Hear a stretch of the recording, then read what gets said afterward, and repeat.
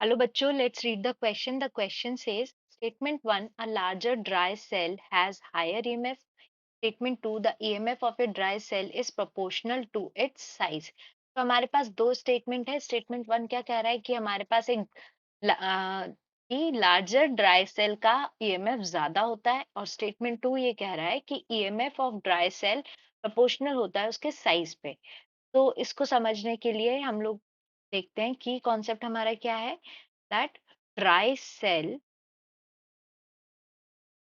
तो dry cell में जो ईएमएफ होता है, ड्राई सेल ईएमएफ, या हम सिंपली अगर ऐसे कहें कि EMF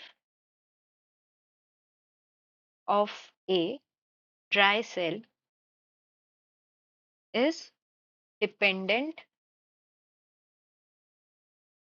dependent on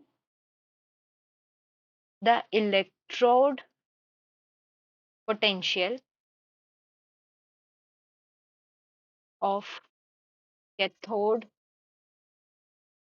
and anode, which in turn is dependent on the electrolyte, dependent upon the reaction involved,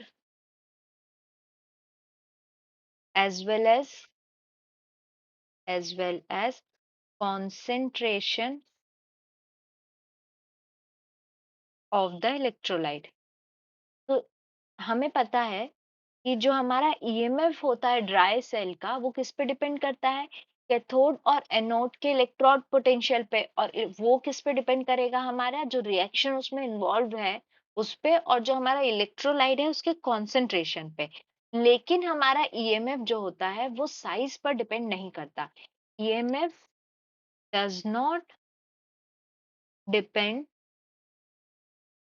on the size of cell. तो स्टेटमेंट 1 क्या हो गया? हमारा गलत हो गया. और स्टेटमेंट 2 क्या बोल रहा है कि EMF of dry cell is proportional to its size, तो ये भी हमारा गलत हो गया. यहाँ से हम कह सकते हैं कि दोनों स्टेटमेंट्स हमारे गलत हैं, इसलिए ऑप्शन करेक्ट क्या हो गया? Option D. So answer is option D. That is both the statements are wrong. I hope you understood the question well. Best of luck.